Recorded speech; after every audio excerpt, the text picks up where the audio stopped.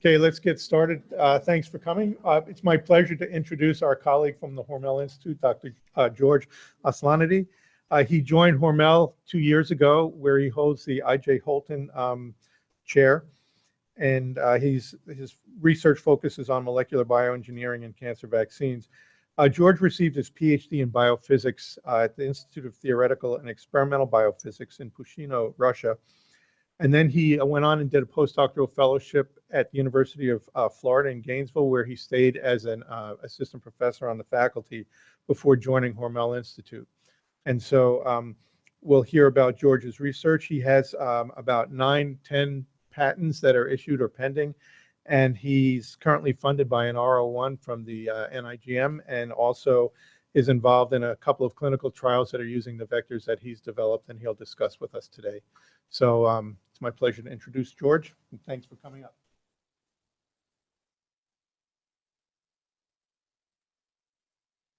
Thank you, Chris, for the introduction. It's my pleasure to be here, and I'm thankful to Masonic Cancer Center for this invitation, and thank you for coming early in the morning to listen my talk. Like Chris said, my research is centered around adeno-associated virus vectors, and this vector is really interesting vector, and I like to talk not only about application of adeno-associated vector for cancer or cancer immunology, but also in general how we can use this vector for different purposes. So my talk will be split in 3 sections: adeno-associated virus introduction, modification on the capsid, and how we can use for different purposes, and how to ultimately use this vector for immunomodulation and cancer vaccine. A little bit of history of the AAV. The vector is called adeno-associated virus because it was found as a contamination on adenoviral prep. So the people who the first virus is adenovirus who was electronic picture was made of, and people always wondering what are those small viruses or particles around big adenovirus. And only one person from Pittsburgh University, he collects these small particles because he did not really believe that this is contamination or degradation of adenovirus, and identify new virus. And this virus started to be called adeno-associated virus, although there are no real association with adenovirus. And the reason why it's always accompany or contaminate adenoviral prep, because AAV is replication deficient virus, and it's required cells to be infected with other viruses, including adenovirus, herpes virus, or any other virus. But because, again, the first it was found as a contamination of adenoviral prep, it started calling adeno-associated virus. So the virus possesses several very interesting features, probably one of the most interesting and useful on the purpose of gene therapy or cancer gene therapy or immunotherapy, that this virus is not pathogenic. And for a very long time, it was considered not immunogenic virus. It's literally the virus what infecting cells and not stimulating much of the inflammation. It can persist very long time in infecting cells until same cells infected with different type of the viruses undergoing a cellular stress. And only after that, the virus will replicate. So it's always required additional components from other viruses to start replicating. For this reason, probably it's not pathogenic virus, at least nobody associated so far with any known disease. For that reason, the virus was used and currently using for many different clinical trials, and we will talk about it a little bit later. And I also want to point out for people who like to use it with this virus that IBC committee considered this virus is very safe, and you can work under BSL-1 condition. And only reason sometimes we work under BSL-2 because packaging cell line is a human origin. And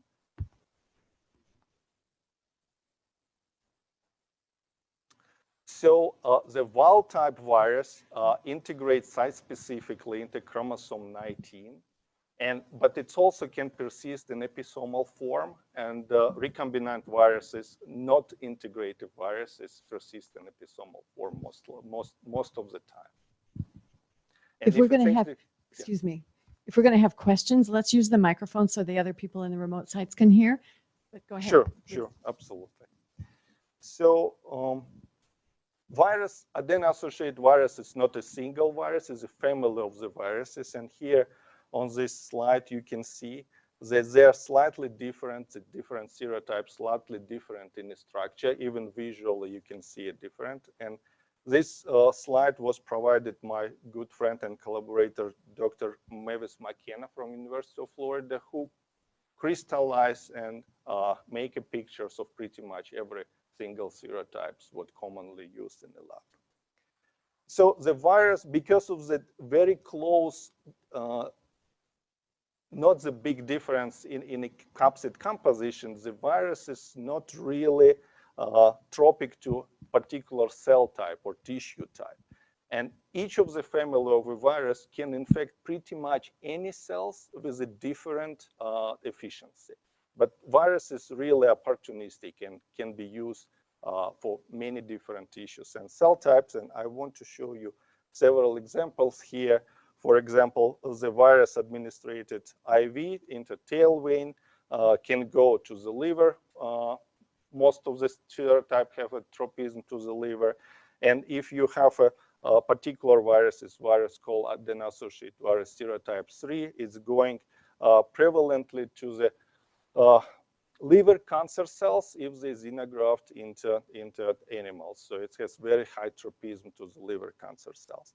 If you intubate virus, it will stay most likely within the lungs. And if you are injected IM, it will be infecting mostly muscle fibers and not spread around body. So it really depends not on the serotype you choose, although there are also difference in the serotype composition, but also the route of administration. And combination of the serotype and route of administration can give you opportunity to target one tissue or another. And this is another example. If you now take those tissues and look on slices, you will see that you can target, and here's the example of primary glia cells, pancreas cells, mouse retina cells, or mouse liver cells, all different kind of cells depending on the serotypes, again, and route of administration. So for this particular reason, virus, like I said, use very commonly in the clinical trials. And there are only few clinical trials and only few targets what currently conducting across the countries, and some of it in other countries too. And it was a really groundbreaking that 2 years ago, it's actually in 2018, end of 2018 and beginning of 2019, 2 AAV treatment was approved as a treatment and not in a clinical trial. And so it's now using in a clinic. Also, cost is outrageous, is up to $2 million per treatment. So, but this is outside of discussion today. But it's working. It's really working. And I want to show you a few slides because it's better to see rather than hear the stories. And one of the good examples of how AAV works is a AAV treatment for muscular dystrophy in dogs. And I hope video will start playing soon. Yeah. So you can see this dog, a puppy from a litter, they all have a muscular dystrophy. So the dog is barely can move legs, and dog asked to, go over obstacles with the foot or toys, and dog can't do it because, again, muscles are very weak.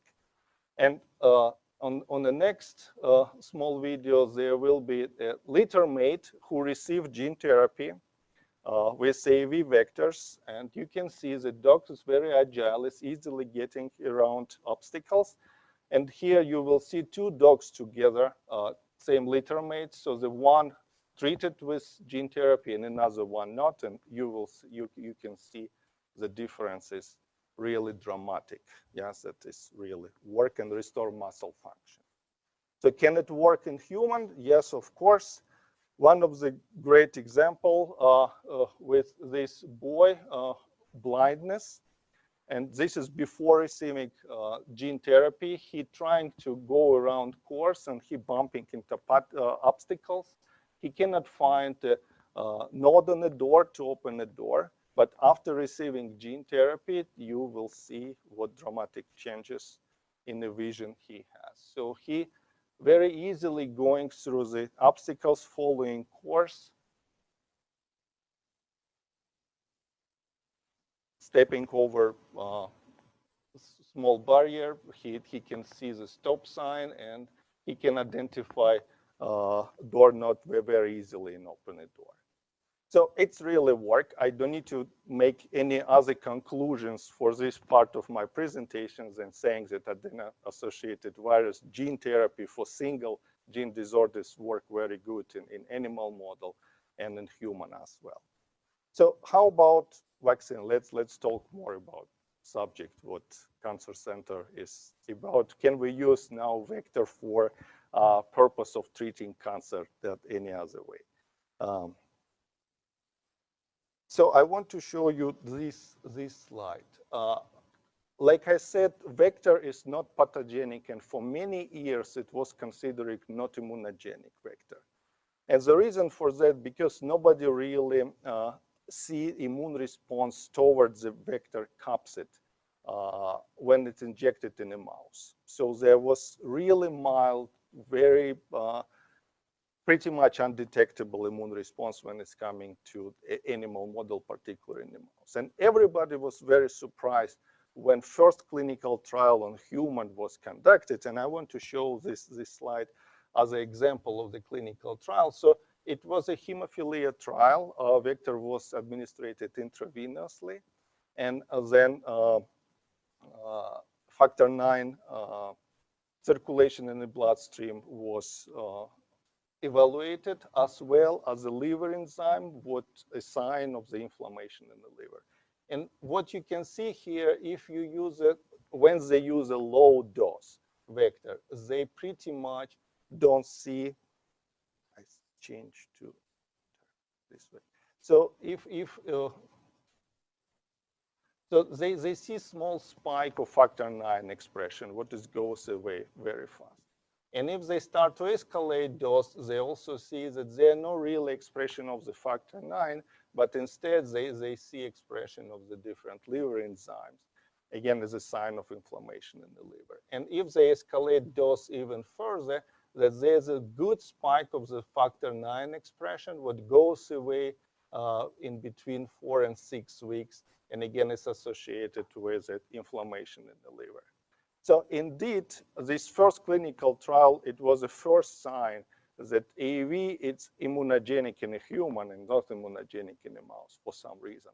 And that mouse model and dogs model actually fool around a little bit before people went to the clinical trial. So the result was very surprising and unexpected, but it also showed that virus indeed immunogenic, at least for human.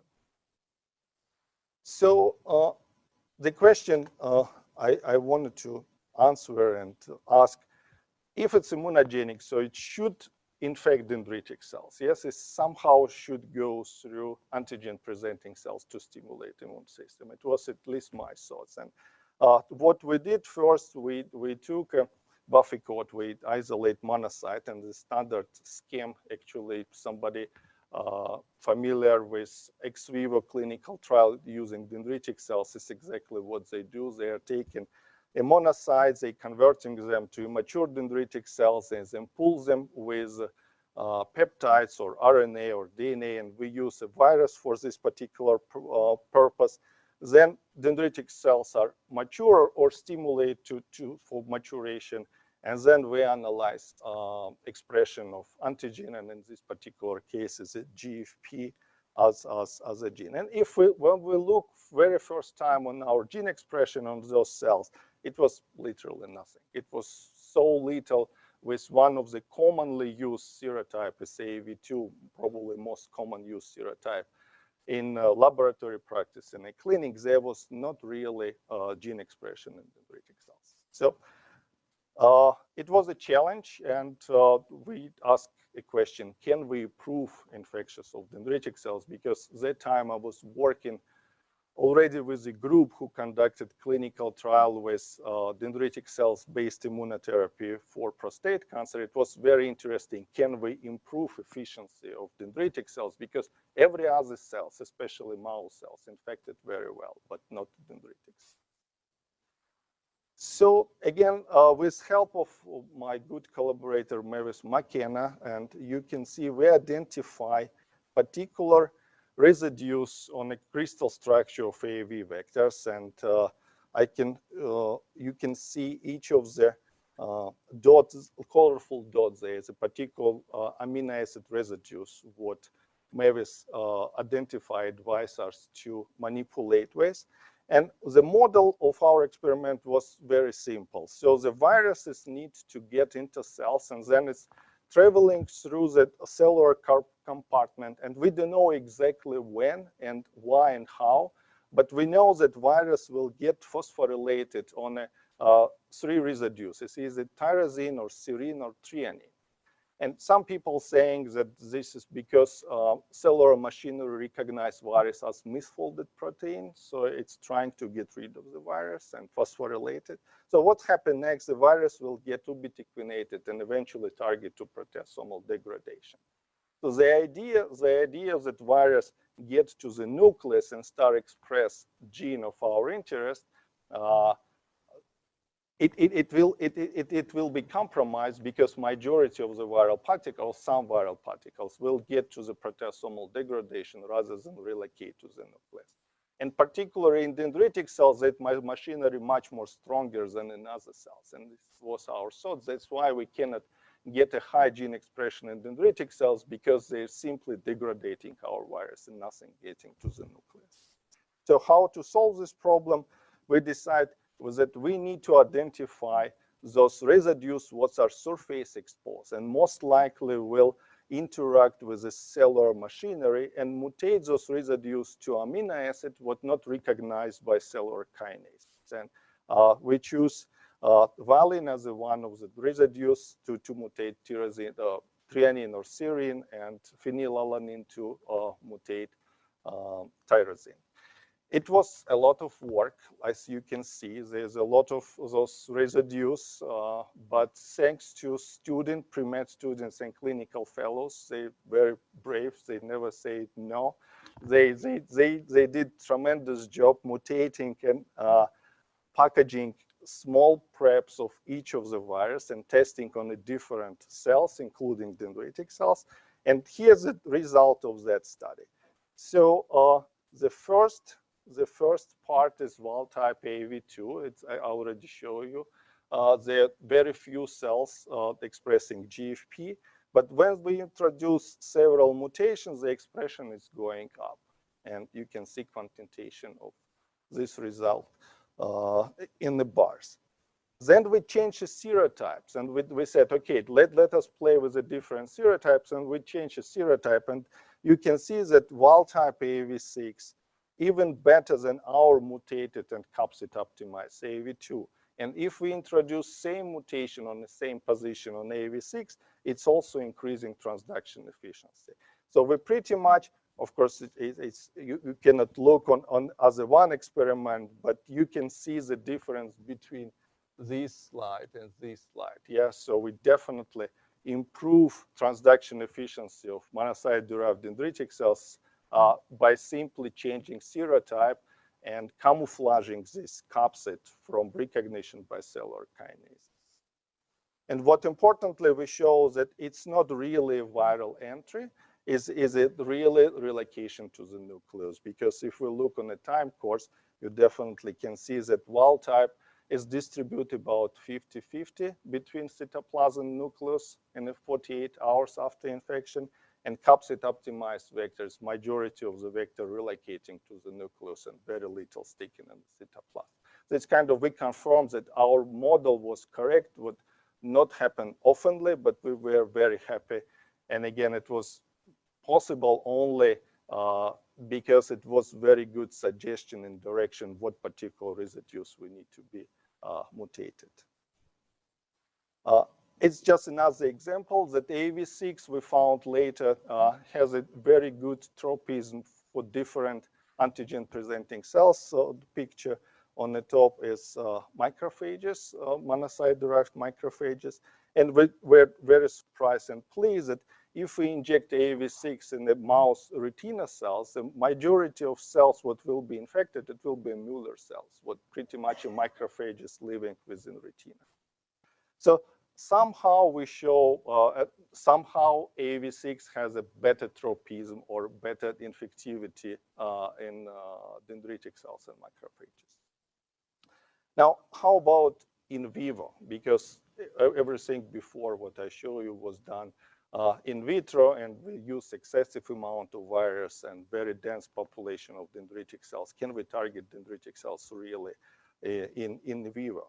And those experiments was done the way that we are taking AAV6 with it capsid optimized AAV6 with GFP, and we injecting this AAV6 intramuscularly. And then few days later, collecting draining lymph nodes and look if there are any GFP positive dendritic cells would relocate from the muscle fibers to the closest lymph node.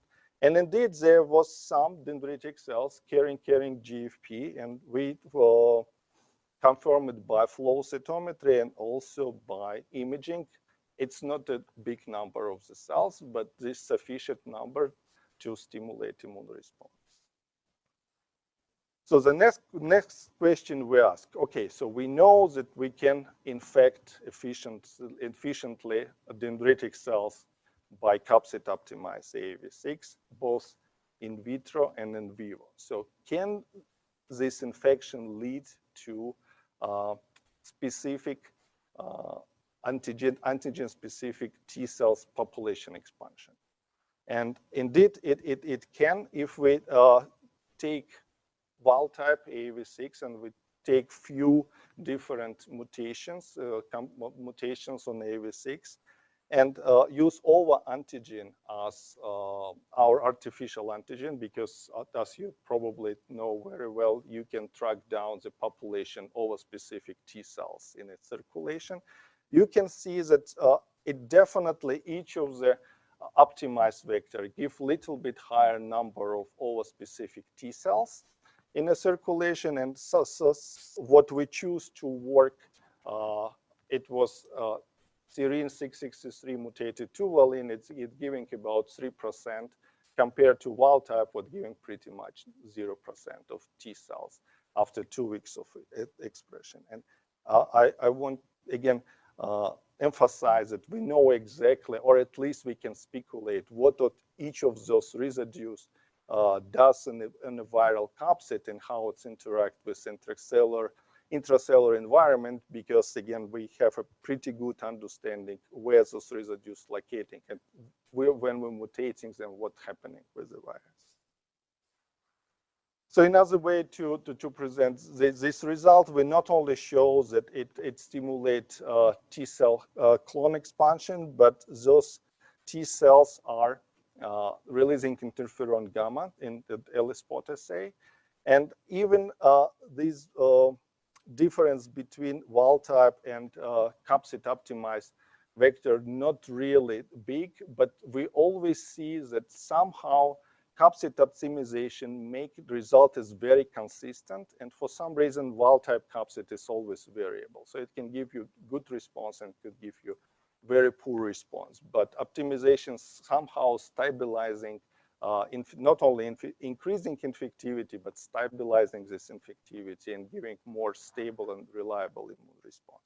And they also, we show that it's not only T cells response, but also antibodies are formed in response of the viral infection. Now, the next round of optimization we made is optimized expression cassette. And I just want to show you that wild type vector is consists only 2 genes. It's relatively small virus, no more than 5 kb can be inserted in recombinant virus. And regular commonly used expression cassette consists in 3 components. It's a promoter, gene of interest, and poly-A signal. And this is what we use, and we will call it wild type from now on, because we use entire over open reading frame. between strong promoter, we use cytomegalovirus promoter, CMV, and short pullase signal.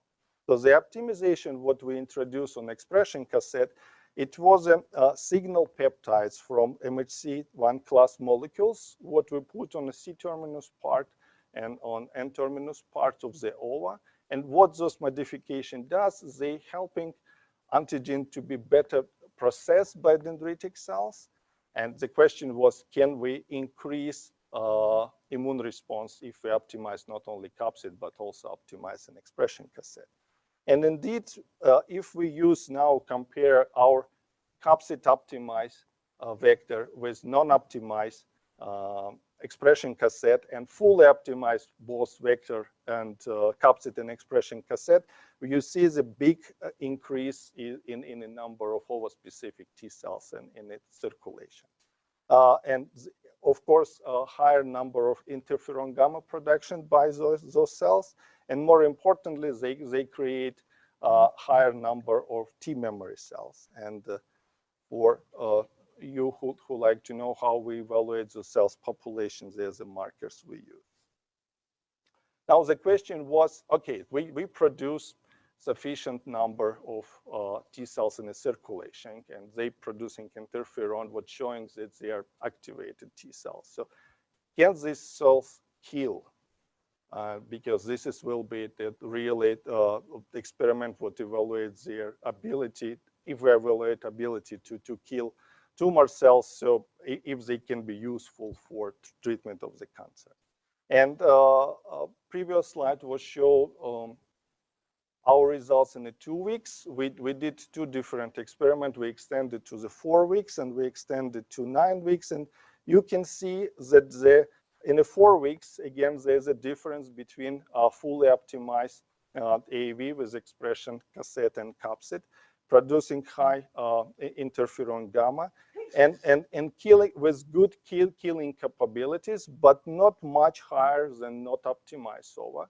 But what importantly, we show that if we wait for another several weeks and up to 9 weeks, the difference will be dramatic.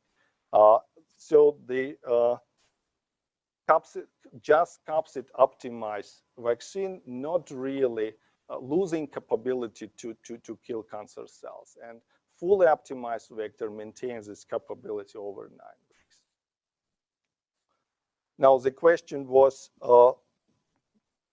now we're switching to actually the cancer cells with particular antigen. We use the melanoma cells stably expressing ova, and we showed that if we immunize our mouse and then we administrate those melanoma cells intravenously and let them form metastasis in the lungs or try to form metastasis in lungs, what's going to happen with immunized animals compared with untreated animals? And you can see in the 3 weeks after melanoma cells administration, the lungs of not immunized mice covered with metastatic nodes. And lungs of immunized mouse is pretty much free on metastatic nodes. The difference is very dramatic.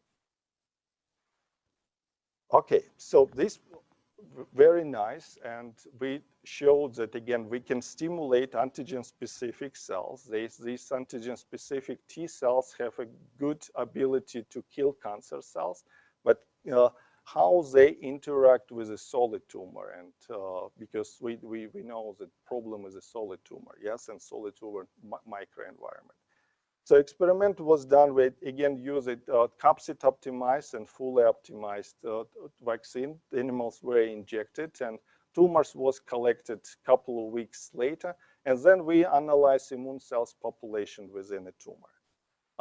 On the top graph, the gray is the tumor cells. And you can see in respect of the tumor cells, the number of immune cells infiltrating on untreated animals is very low. So this is colorful pie slices is really narrow. So there are no much immune cells infiltrated just in a melanoma tumor. And it's well known that the melanoma tumor is a cold tumor, especially in the mouse model.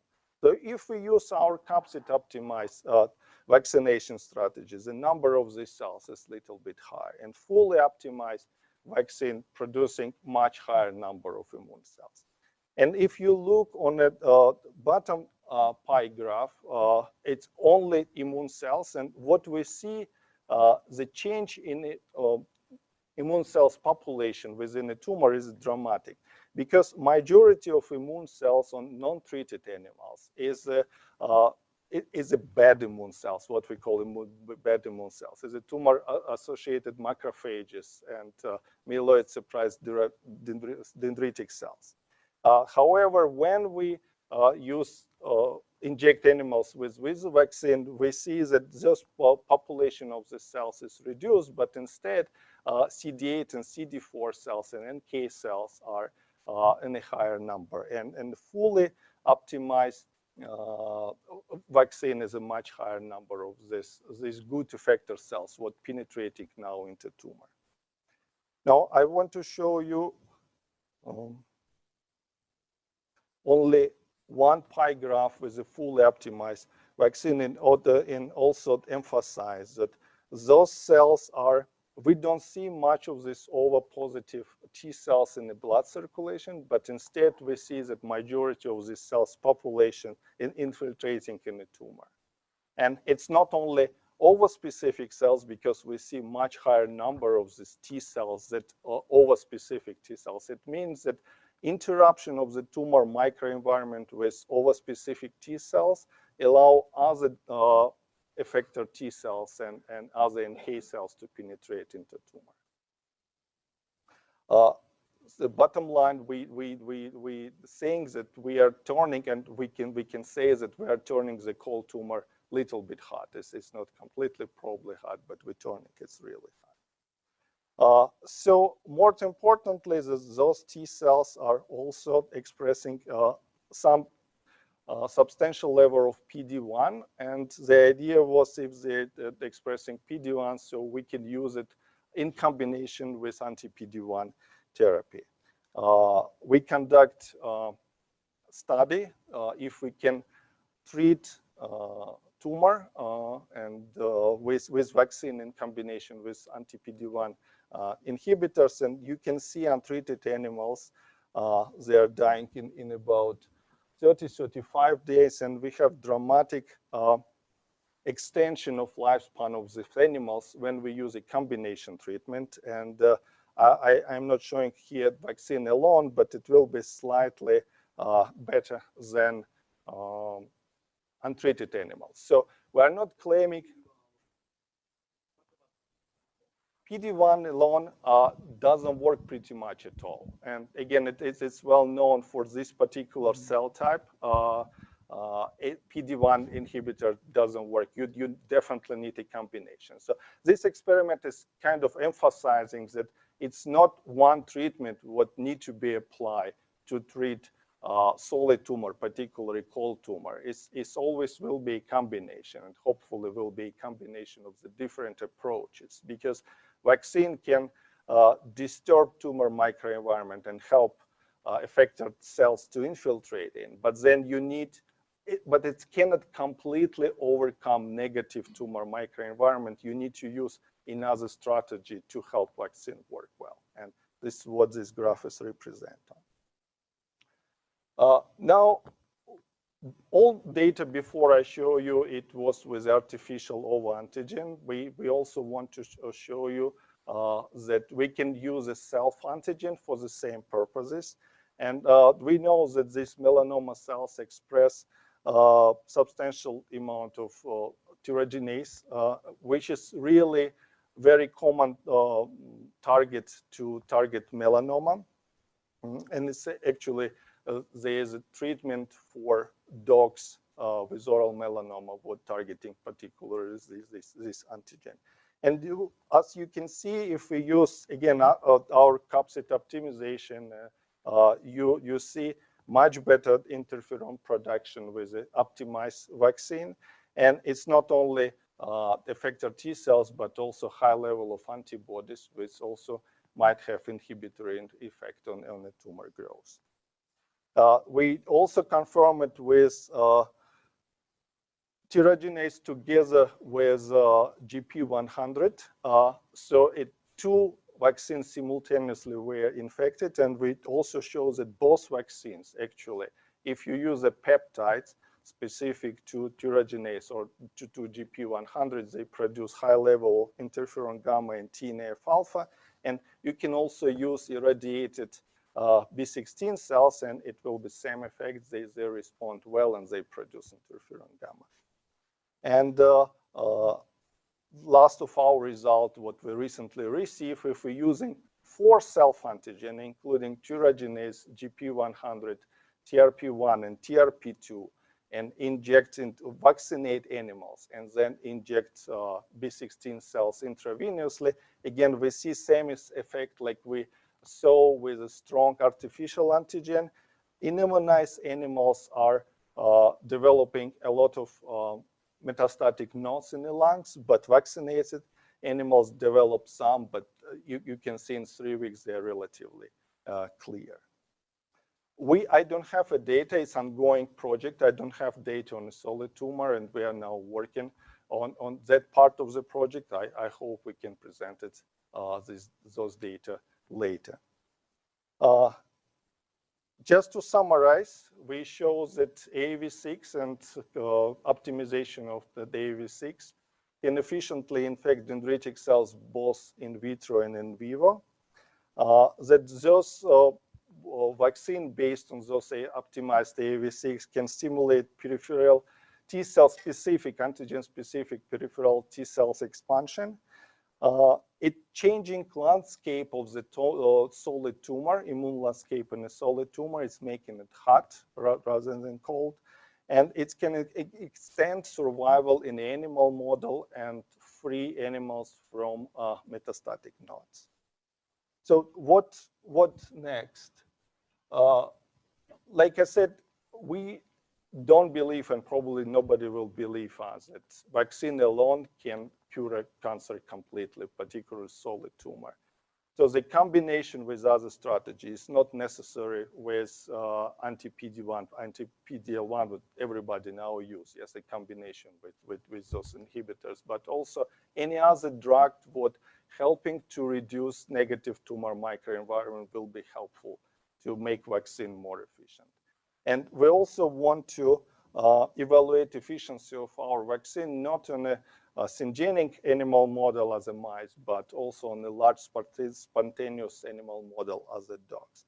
And a little bit of statistic, you know, and probably many of you have dogs and cats at home, and a lot of these animals live with us across the country, and they're developing cancer very, very frequently, especially the older animals. And there's a market and need for vaccination, not only anti-cancer vaccination, not only for humans, but also for our good friends, again, dogs and cats.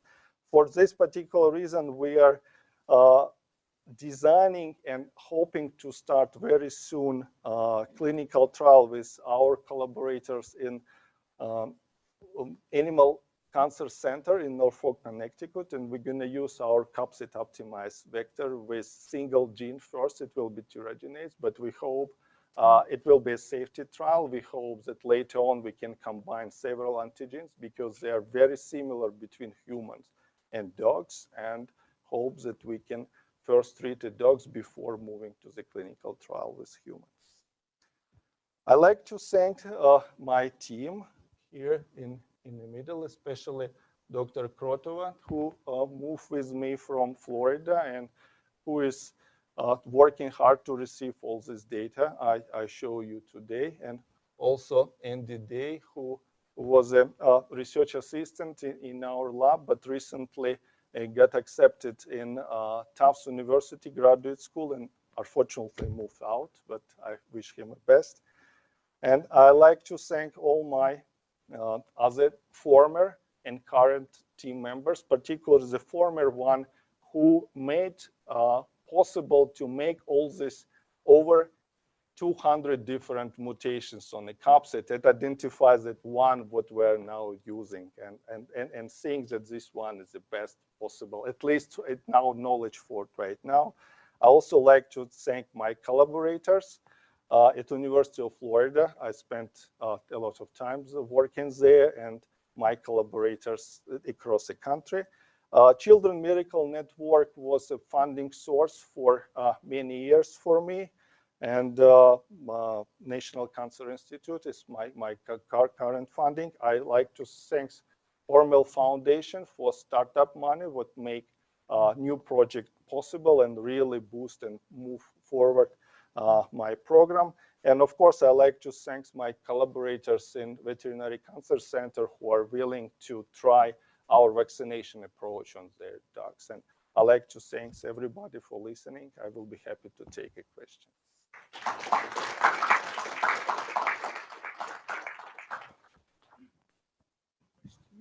Yeah, hi.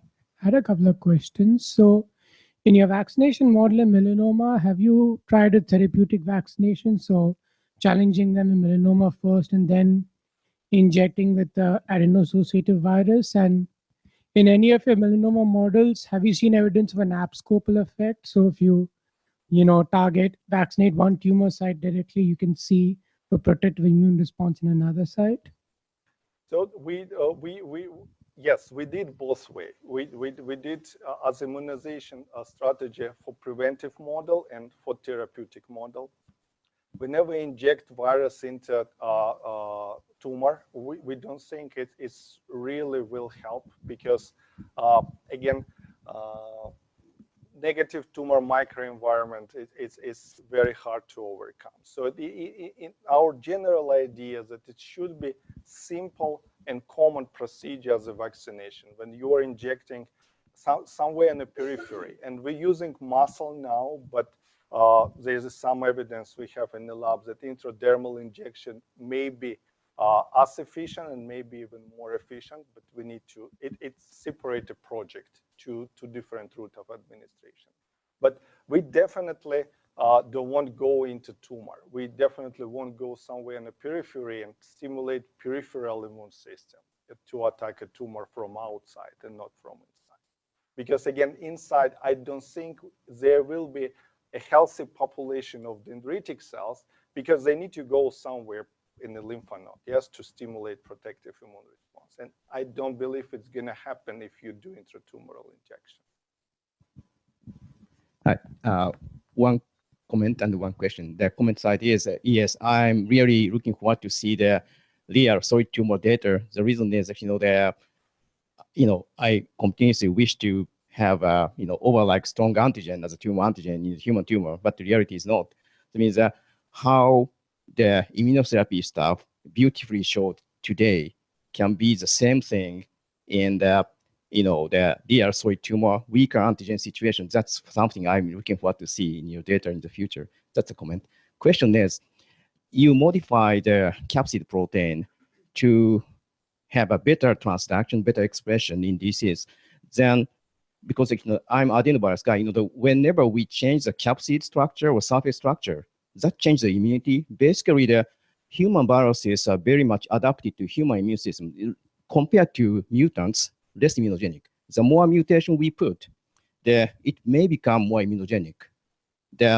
When we consider the difference between the cellular immune response versus humoral immune response, cellular immune response is really big help because that can eliminate, the tumor cells, but the humoral things are very much negative side.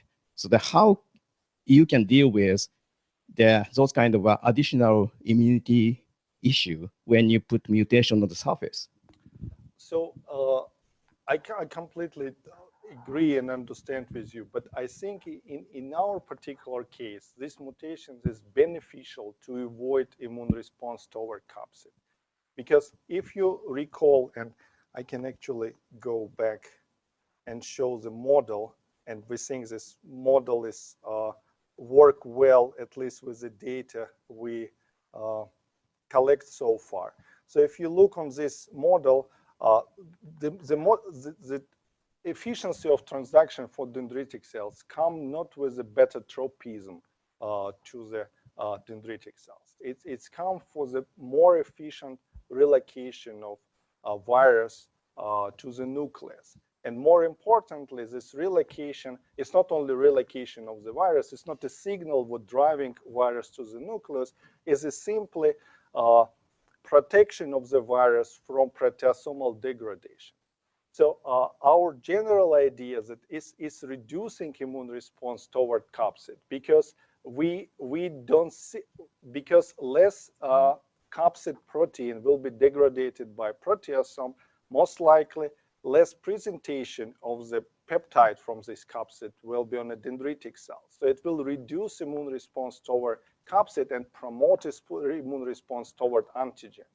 And this was something what we think in the very beginning, because again, it's not only amount of protein what you express within dendritic cells. Yes, I mean, there's some threshold what dendritic cells can sense before they're presenting, but it's not only amount of protein what you express within dendritic cells, it's how you stimulate dendritic cells. And if you stimulate dendritic cells with your capsid, then most likely you will increase, like you are saying, increase immunity toward virus itself, not to antigens. By avoiding proteasomal degradation of the capsid, we actually decrease immunity toward capsid and promote immunity toward antigen, if it's making sense to you. We have a question from our remote site, and I'll have you read it off the iPad here.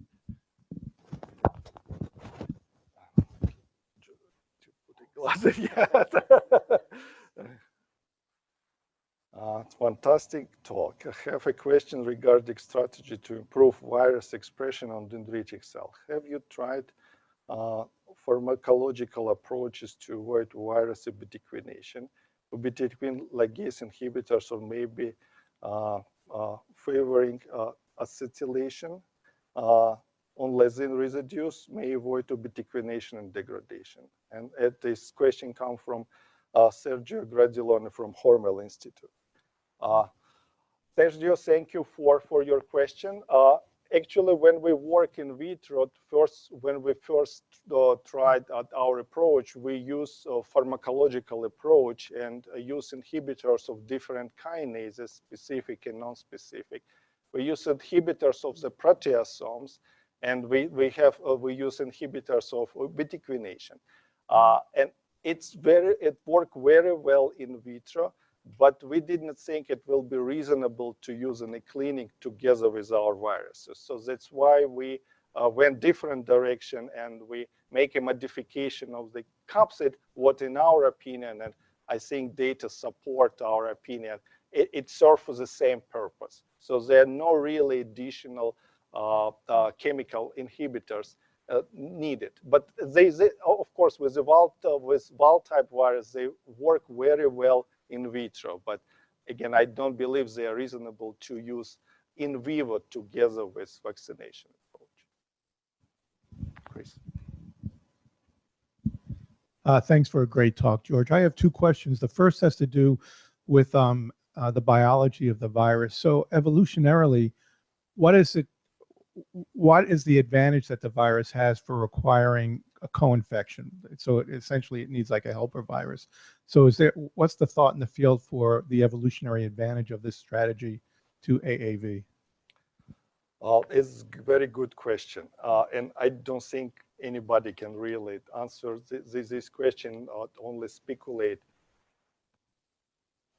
So the virus is one of the smallest virus in any other viruses. So there essentially not enough space to have a lot of different functional genes. Mm-hmm. So the virus has only two functional genes actually encoded. Is what called rep protein, multifunctional protein, what helping virus to replicate. It's rescue expression cassette or virus genome if this genome is integrated in a host genome, and also helping to package virus inside the capsid. And actual capsid protein what forming a capsid. There's only two protein what virus can express. And I think evolutionary, why it was a reduction in ability of virus for cell replication. Probably nobody can answer, but Yeah. probably that geometrically, capsid need to be this really small virus to have a tight capsid. And it's interesting, another member of the family of parvoviruses. It has the same, instead of 5 kb, it has 10 kb expression cassette. But instead of have a bigger capsid, it has 2 small capsid, and genome is distributed between 2 small capsids. So that's why I'm saying it's really hard to explain why it was a significant reduction in and why this virus is replication deficient, but it's probably come with the structure of the virus, and to have this tight, really nice, really robust capsid. Because if you take adenovirus and heat it up to 65, I believe the capsid will be disintegrated, and AAV not. So it's extremely thermostable. It's very stable in terms of pH in the media. It can tolerate down to from 4 to 8 very easily. So the capsid is very strong and very robust. And probably it's come with an ability to have a big packaging efficiency and redundant number of functional genes. All right, thanks.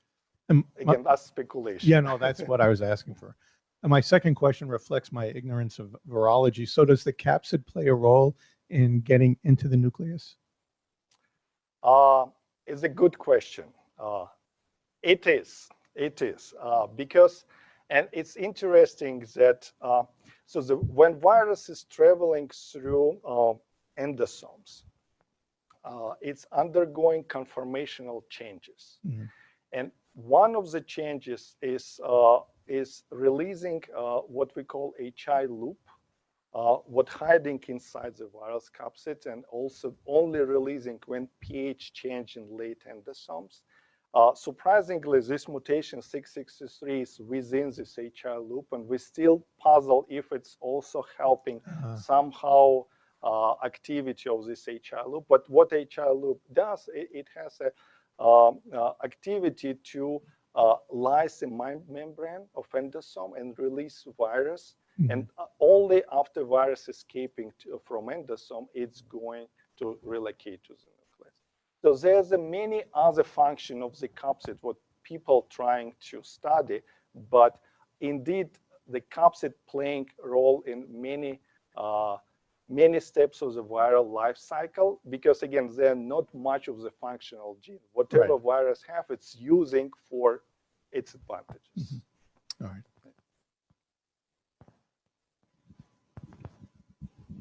Nice talk. One question I have is if you ever see evidence for vitiligo or autoimmune disease when you give AAV6 with PD-1 and you use the natural melanoma antigens. No, we don't see it. We don't recall we see it.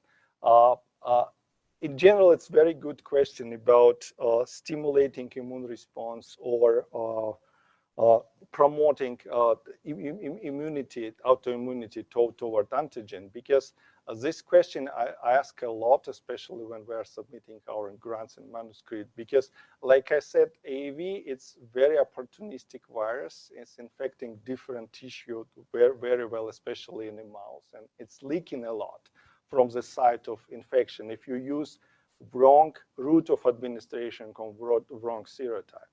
And if, for example, virus, one of the question reviewers ask, similar to yours, if there will be leaking from the muscle and virus will get into liver and circulation and eventually end up in the liver, then it's actually will promote resistance to the antigen rather than immune response toward it.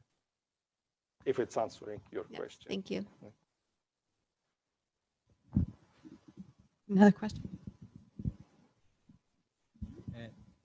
You said that it induces also antibodies. So what's the level of antibodies relative to other viruses or other vectors? This question I cannot answer because we are comparing a lot of internal different capsid composition and expression cassette. And I never compare with commonly used other viruses or peptide or DNA vaccine, so I really cannot answer this question. But I believe, and there are no relative amount, it's just a presence of antibodies in the circulation, but we think additionally can have some inhibitory effect on a tumor, and hope that it's not only effector cells, but also humoral immunity. But probably one day somebody, maybe even us, compare a different platform and see what the advantages and disadvantages. But I believe it's not really, for now, useful and reasonable to keep comparing something with something, because we're focusing on what our platform can do better and how to improve it. Okay, let's thank Dr. Aslanidi for a great talk. So, Thank thanks you. very Thank much. you, everybody.